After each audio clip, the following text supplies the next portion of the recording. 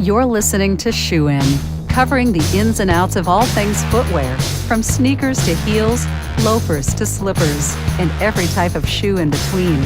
Brought to you by the FDRA, the Footwear Industries Association focused on retail, trade, politics, and fashion, helping create and enhance conversations on all things footwear.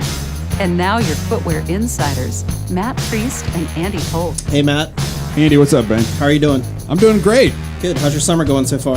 It's going fine. It's hot, and kids are at like 10,000 different camps, and that's good. And I'm driving all over the place, so it's like any other summer in the Priest household. How about you, man? You got a new addition. Lots of crying. Well, lots of crying. That's just your crying, right? Lack of sleep. Yeah. Staying inside a lot. We're going to do that anyway. But yeah. So congrats. Thank you very much. Awesome. Very excited. We're super excited. Charlotte, our first, is still figuring it out. So I bet. She's doing good. When I was born, my brother's 4.5 years older than me. He took a ball pen and went and colored in the entire bathroom countertop in our bathroom. Of course he did. Why wouldn't he? He was so angry that I arrived. So it hadn't changed since. Welcome, Matt. That's right. Folks, welcome to Shoe and Show. We're actually going to talk about shoes today. This whole podcast is about enhancing the debate around the footwear industry and focusing in on the business trends that impact our business, from design to sourcing to trade to retail. And we've got Jasmine in studio, of course, with us. Hey, Jasmine, how are you? How are you? Nice to see you. And of course, we also have Thomas Crockett some reinforcements in studio today as well. Hey. So, because of one of the things that we like to do, we're based here in Washington. We bring in almost 2.5 billion pairs of shoes every year. A lot of people don't realize we interact with the government quite often. That's our mandate. We've been in existence 75 years as an organization. We've been in Washington since 1981. But one of the organizations we interact with is the United States International Trade Commission, and there is a professional there, Laura Rodriguez, who has been such a joy to work with and partner with on so many different issues, who is an international trade analyst. And the beauty of having the studio in D.C. and interacting with Laura almost on a daily basis at times is that she can come. Unfortunate for her. Unfortunate for her, she can come in the studio. So, Laura, welcome to the Shoe and Show. Well, thank you, Matt and Andy. Yeah, Thomas, great. Jasmine, it's great to be here. It's great to have you here. And so, let's get right to it. What on earth is the International Trade Commission? Can you walk our listeners through what the government entity does and how it interacts with trade policy, and then we'll get to more specifics on how it interacts with footwear. Sure. A lot of people are not familiar with our agency because it's very small compared to most federal agencies. We only have about 380 people, and we are an independent quasi-judicial agency. We're independent in that, unlike the Department of Commerce, who a lot of people confuse us with. They say, are you part of the U.S. Department of Commerce? And no, we're not. But we're an independent quasi-judicial agency, and that we do a lot of functions in terms of one of the most important functions, and for which I do a lot, is the trade policy analysis. I'm an international trade analyst, so our purpose is we provide studies, reports, required or requested by Congress, the U.S. Congress, and also the U.S. Trade Representative, to provide them with neutral, objective facts on trade issues and on industry. And that's why we participate, or we communicate a lot with you, Matt and Andy, to see what's going on in the U.S. industry so that they have the facts they need, objective facts they need before making trade policy. That's one of the most important functions. Another important function of the U.S. International Trade Commission is looking at import injury cases. This is a situation in which I'm working on right now, low melt polyester staple fiber. We don't have a case with footwear at the moment, where the U.S. industry will say that they are being negatively affected by very low-priced imports. And so we have a team of accountants, lawyers, analysts like myself, and economists look at this to provide objective advice and say, okay, do they need to impose anti-dumping duties on the imports? So that's a very important function.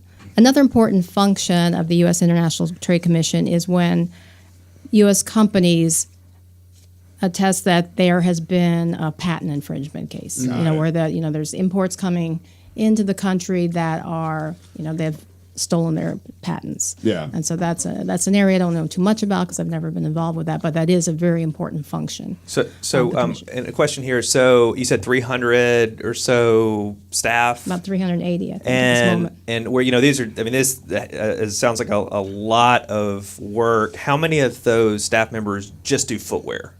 Oh, just myself. Just myself and a couple of colleagues will fit in, will help out.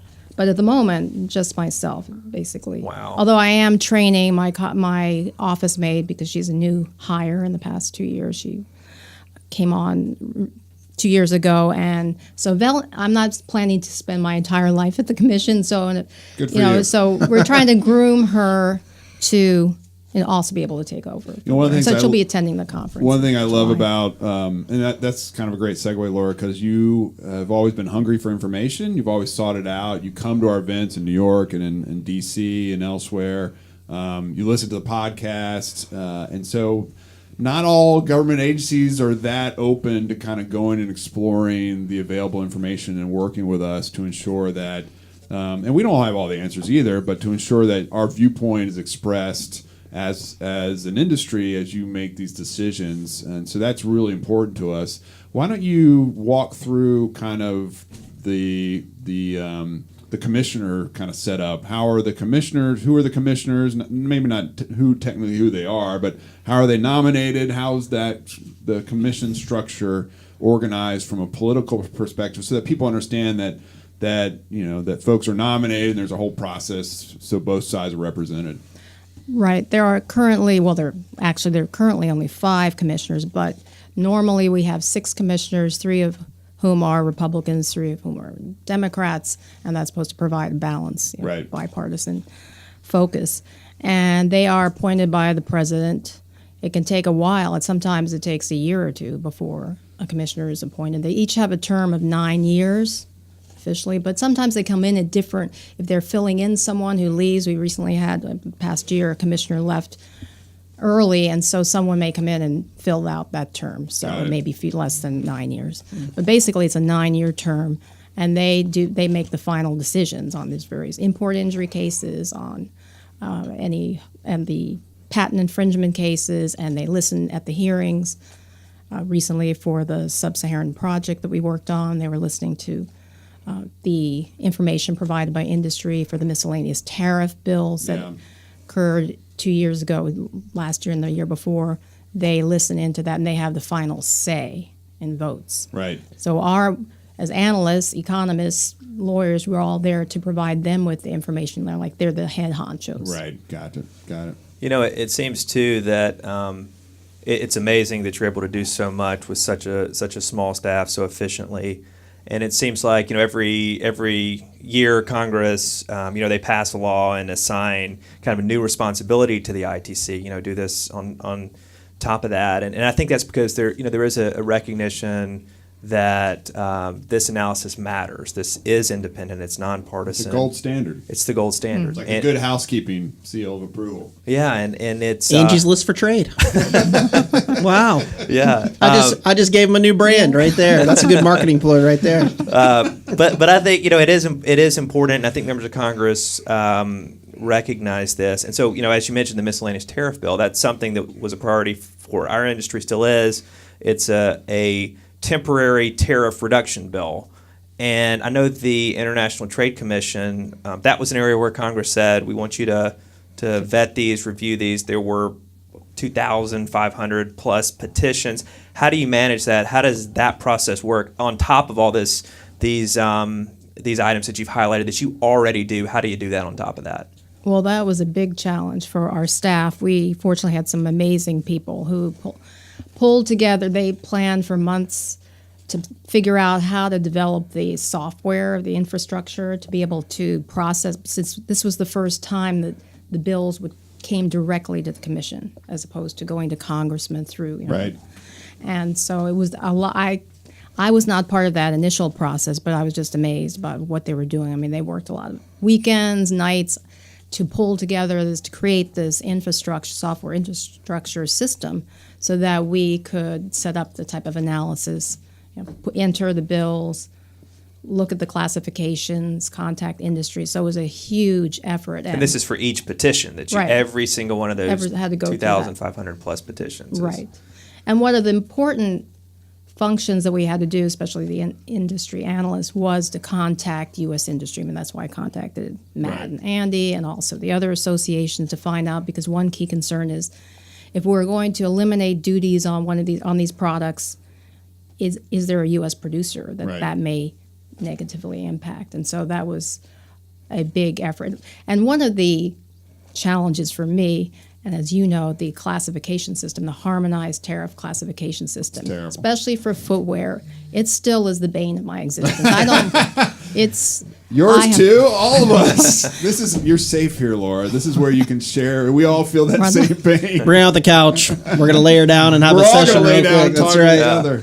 For those of our listeners that don't know, I mean, there's 436 ways to classify a shoe. 10-digit level. There's 46 pages of this giant tariff code. If you go to Europe, it's I think like 6 pages, but here it's 46. I mean, how do you that's half of them are other. Right. And it's like, if you look at it, it's really fat. If you're listening, you want to know more about this, let us know, because it's really fascinating. If you look at the tariff code, how it's done, it's very complex. But how do you navigate that? What are some of the ways you use this HTS, the tariff, which is Chapter 64, the tariff code for footwear? Well, what especially related to the miscellaneous tariff bills, we had to sort out, because the companies would send us saying, okay, we want duty elimination for those 3 years or reduction on this product.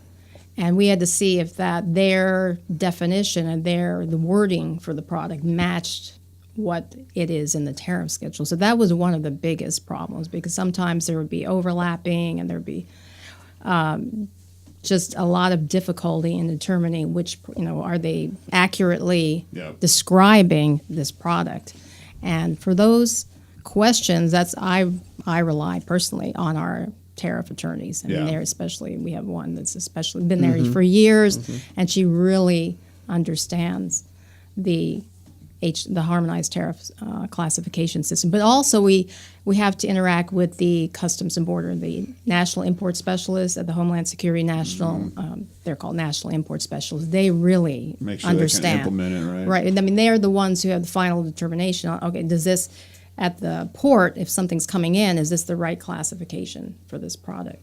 Yeah. And so we had to rely a lot on them. So it was an interaction and also with Commerce was involved in this process. So it was a major, major undertaking. And fortunately, we had a very great team that was headed by one of our lawyers, and they they amazingly pulled it together. Yeah. No, it's unbelievable. And I commend you guys for it, because Congress in the past was the one, quote unquote, politically vetting these bills, seeing if there was domestic, you had to go to your member of Congress to oppose or to support. The ITC was just kind of the calling balls and strikes at the time. So they weren't managing the process. They were just kind of a part of it. And then Congress, like, you know what, ITC, you can take all of this, and as typical Congress does, most of us in this room worked on the Hill. Do these extra things. There's no new funding, no new personnel. Just do it, because you guys are good at it. And you guys, I've heard very few, if any, complaints on the process. It's all been again, back to the Hill, delays in passing a bill is so popular. So, and a short time frame too. I mean, it's just a matter of months that they had to get this done. Yeah, and beyond that, one of the things I failed to mention on the education side is that Andy came in and did a presentation just on the future of the industry. So there's this desire within the building of the ITC to understand what's coming and what's being developed and how the industry is changing, so that they have a better understanding of how the trade and how the analysis of that trade should change with it, which is something we all struggle with. We've been engaging with Customs for years about a Chuck Taylor's not an athletic shoe. You wear it casually. You don't play basketball in it. And I remember testifying at one point, I can't remember what hearing it was, and I mentioned that, and it might have been during the TPP years. And one of the commissioners from New York says, I used to play Chuck Taylor. He's an older gentleman. I used to play Chuck Taylors, and those aren't athletic anymore. So we're all kind of struggling with the ways in which the industry changed, but policy hasn't kept up. The technical aspect of Chapter 64 is not kept up. And it can be such a challenge to navigate that, whether you're the civil servant working on behalf of the American people or you're the industry association working on behalf of the industry. It's a difficult thing to do. So, yeah, I'd like to add that it is important for your members who are hearing about this for the first time, is that it is very important when we connect to get that information, to be. We do not divulge anything that's Right. business confidential. Right. But it is very important, and I've gained so much from your footwear conferences. As I said, when Andy spoke, I said they're one of the most rocking I brought a guitar.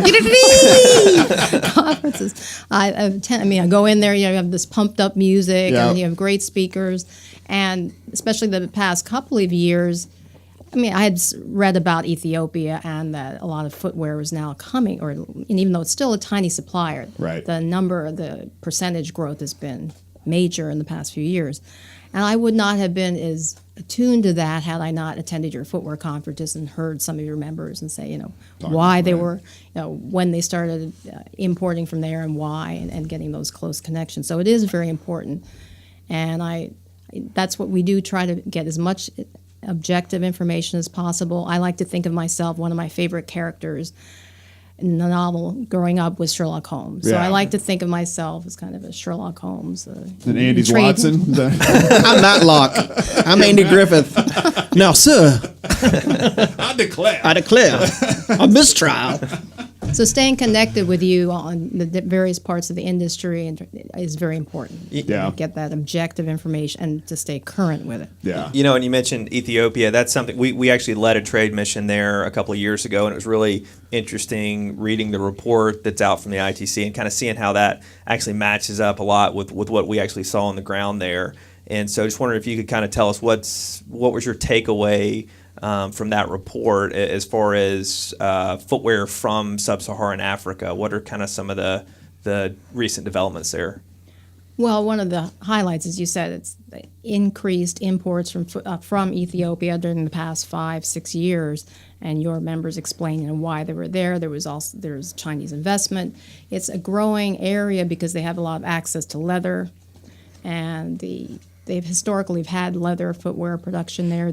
They've had a lot of also support from their government, and their government back in 2011 tried to solicit interest from the Chinese, and that's what happened. A big Chinese investor went into Ethiopia, and that's when things really went up that following year after their investment. And the reason, from what I understand, especially your members, is that interest in Ethiopia is because of everyone is looking for sources alternative to China and just having a global supply of footwear, and they had these definite benefits of the access to leather, infusion of investment from China, and I would say they're an example of that. The whole thing of the global supply chain. They've got Italians in there for training them in design. They've got investments in machinery from other countries, plus U.S. So it's kind of like a microcosm of what's going on, I think, in terms of this global supply chain in footwear. So I believe I think that there was somewhere I read that they're definitely, Chinese are looking at Ethiopia as a major, global footwear hub from sub-Saharan Africa.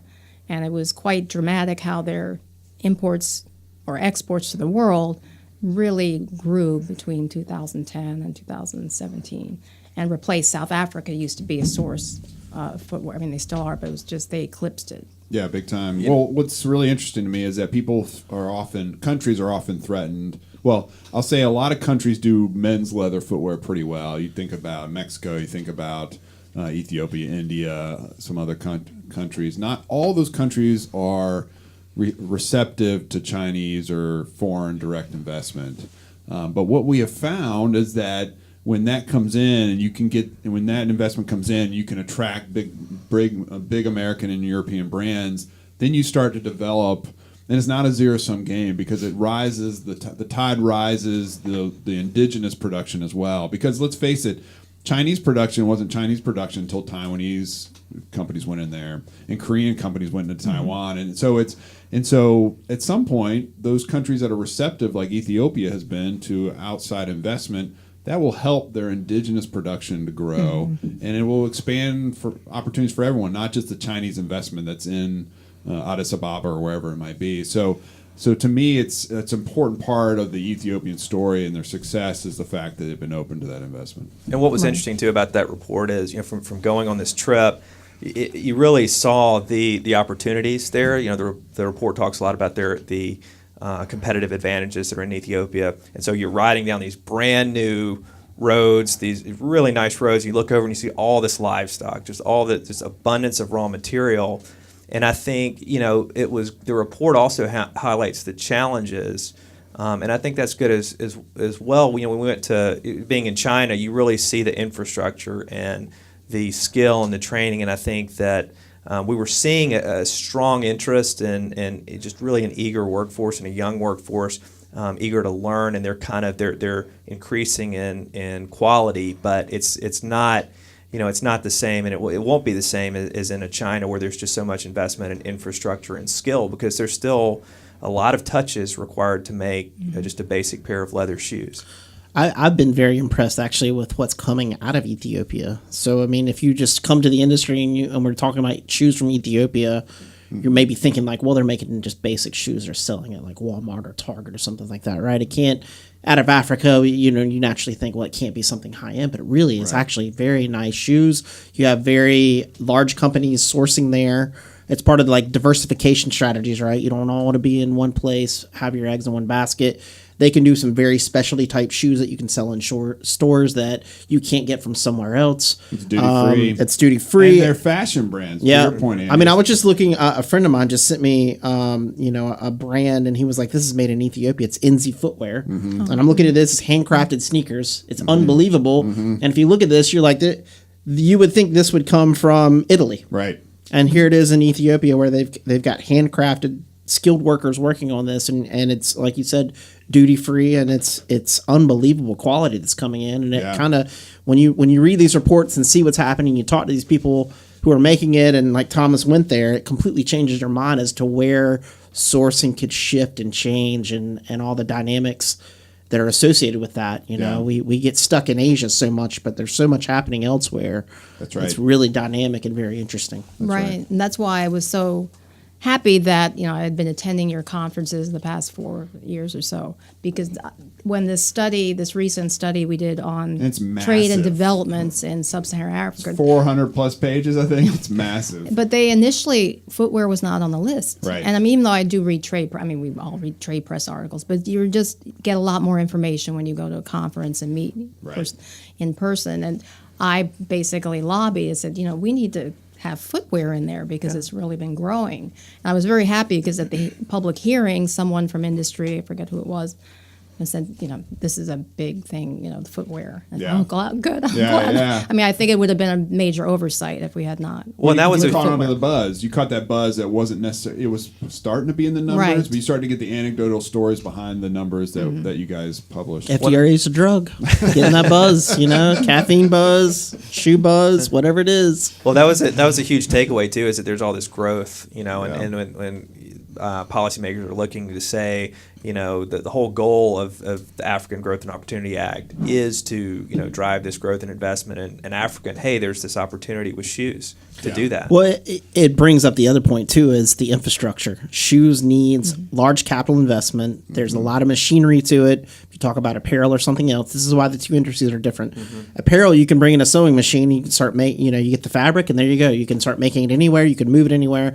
For shoes, it's still predominantly heavy industrial machinery that you have to set up, and then once you make that investment, it's going to be there for a long time, and then you can actually build around that. So you can use some similar machines or similar infrastructure for handbags, other type things built around that in certain ways that, so when we talk about shoe investment, it actually is a lot of money and effort, and it's a long-term play. It's not something that's going to be here one day, gone the next. Right. And I guess the other thing I'd like to talk about, because you talked a little bit about how, it's kind of a cluster. You start somewhere and it expands, and there's these kind of ripples that happen. And I think we see that too happening with the investment and the growth in Vietnam, and starting to ripple a little bit across Southeast Asia in ways we hadn't anticipated with Cambodia, Bangladesh. That's right. Eventually, maybe even Myanmar, who knows what's going to happen. But that's very interesting too. What I think about is like, okay, how does this, at some point they hit capacity in Vietnam, and it's like,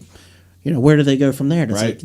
Because with the disruption in trade today, with the tariff discussions that are happening in D.C.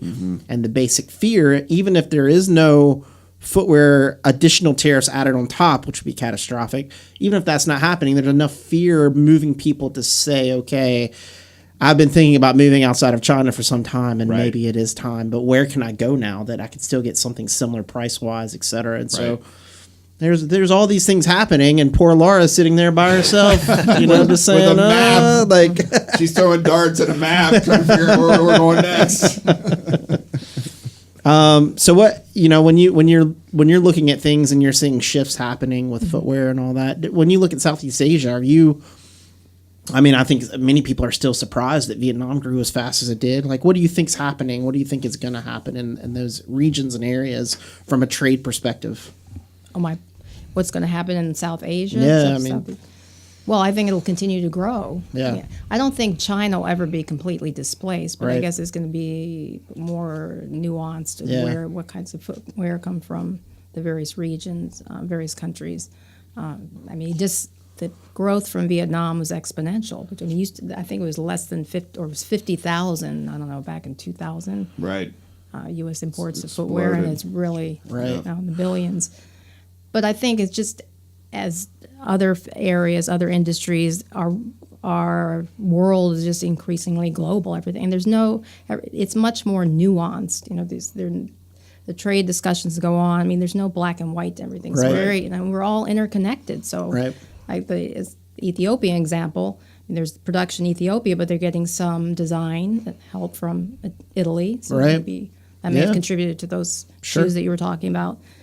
And equipment from elsewhere. So it's just we're all interconnected. So that's, to me, what's most dramatic and most outstanding about what's going on. What, from your perspective, having done this for many years and working on these issues, this idea of digital trade now is finally starting to come to the forefront in Congress and in the U.S. government, and it's been looked at for several years now. How hard is that to quantify, and how do you look at digital trade? Is it different than kind of physical products crossing borders? We've got this idea of designing shoes in 3D files and sending it across borders to a factory instead of mailing product back and forth that's physical and marking sticky notes and sending it back and forth over for mail. So how do you see digital trade kind of, impacting your job at the ITC, and how do you see it? And then how is it kind of exploding our, and changing our worldview of trade? Well, that's a very interesting question. I recall you touched on that at your presentation a few months ago.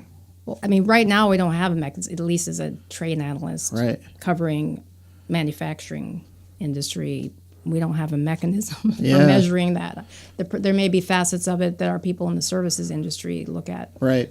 But I think, yes, it's very complex area. Probably don't feel qualified to comment on that. We aren't either. So we're part of it is just kind of thinking out loud about it, right? Well, I guess it's good. Yeah, how do we complex? Yeah, how do we? It's an issue that is going to only grow, and it's. I think it's on the precipice of outgrowing even our thoughts on it of what it could be. You know, we can't even conceive what people are designing and doing and online and in space and communicating in that way that doesn't even involve product yet. The idea of developing some kind of design, putting it online and having people, crowdsource that before it's even made is mind blowing. Yeah, and that's why I was so heartened by the fact that you guys were able to have the discussion on where our industry is headed. Because even if you take the Facebook hearings a couple months ago, just how disconnected the Hill is from a policy perspective with what's going on the technology side, right? And that's not even our industry. But then you just think through how customs, the ITC, the Congress, or the administration more broadly are they all operating in an analog, from an analog perspective when things are changing so quickly? And I don't know the answer to how you, for example, how do we take Chapter 64 and make it so that it's dynamic and keeps up with the way in which industry is changing? I don't know what the answer is to that, but the responsiveness of the government is really interesting from a broader perspective. How can you build in policies that allow to adjust more quickly to the ways in which trade is changing or what the digitization of everything? And it's really interesting. There are a lot of issues to tackle. So is someone at the ITC thinking about kind of the broader, 10, 20-year horizon out there about how trade policy should be interacting from this quasi-judicial agency, how it should be interacting? Or is it just all about what's the latest anti-dumping cases come in, what's the latest sub-Saharan Africa report we have to write, what's the next MTB process? Are we just playing the short game as a government, or is there people thinking about the long game? That's another good question. I'm not sure. I mean, I'm sure there's someone or some maybe parties that are thinking about that, but I don't actually know where they'd be in the agency. Yeah. I mean, I think what we try to do is stay on top of what's going on and anticipating certain things. We see maybe a few years up the road. But as far as, that's just such a challenging question, the whole thing about digital technology. And I know at your conferences and other conferences I've attended, that's the whole question of, you can't just say a product was made in the U or not made in the U.S. Right. Even like an iPhone. It's the nuances. That word you keep saying. It's the nuances of it all, right? Well, and as far as the nuances, and you study this regularly, are there things or is there anything in specific that comes to mind that's really surprised you about the industry, over the past couple of years as you've looked closely at this? Recently, I guess. That surprised me about the industry. About just looking at numbers or things that just kind of stand out to you. No, the most significant development that stands out to me is just the technology innovations. What was spoke about, and and I didn't realize until a number of years, how complex the footwear manufacturing is, the process, and how many operations there are, say, in producing a single shoe, and just the innovations associated with that, to me, are most impressive. Yeah, they're very technical, highly technical when you don't even think about it, right? So, and the whole point of where you're, showing the shoe, technical design of the shoe, et cetera, all the innovations going on with that, that to me has been most impressive. But I don't know how to measure that. We can't. We just look at imports, that we're getting from Census, Commerce Department. Right. How many pairs of shoes came in? What kind of shoes were they? Right. So maybe there's someone looking at that. I Right. don't know. Yeah. At the moment. It ain't Congress. All right. Having served 9 years, I can say that. I'm sure. Yeah, you say that with a lot of expertise. Well, you got to fake it till you make it, right? So I exude confidence on all my statements, and then hopefully no one challenges me on them. You're peeling back the curtain, man. Exactly right. Well, with that, and one thing we can see into the future is what we got and what we're going to get, right, Jasmine? Yes. So Laura is familiar with our Whatcha Got, Whatcha Gettin segment, and that's where we talk about what we have on our feet currently and what we're planning on getting. So do you want to kick us off, Laura, and tell us what you have on your feet today? Sure. Yeah. Sure. I came from the Metro, and so when I'm on the Metro, I always have to wear my Brooks. These are a couple months old Brooks running shoes because I have problematic feet. I have major bunions, and so I'm waiting for the 3D technology to, so I can buy customized shoes. Cool. So whatever I look at, it's basically comfort in the toe box. That wider area. Performance is key on the Metro. Performance is key on the Metro. Because I have to sprint to the train. So that's right. But also, once you get on, you're never quite sure how long your journey is going to take on the DC Metro. So you need to be comfortable throughout the whole process, so that's just in case there's a breakdown. So that's my main focus is comfort. I like to wear heels because I'm really short, but I've never been able. I can't wear heels very often now. So I look for comfort and nice colors. Yeah, good colorways. Cool. What you gonna get? Some other wedges, some type of wedge shoe because that's most comfortable. Made in for Ethiopia. Work, perhaps. Yeah. When you go shopping, do you read the labels to see where it's from? Yes. Yep. Yeah. That's when you know you're a legitimate footwear club member. So I do that too. I walk into All a the store time. and I'll look at where it came from, and I'll look at the size, and I might engage the retail person. Yeah. If it's a company that's opposed to one of our MTBs, I definitely look to see where that shoe came from. It's usually China or Vietnam. Shocker.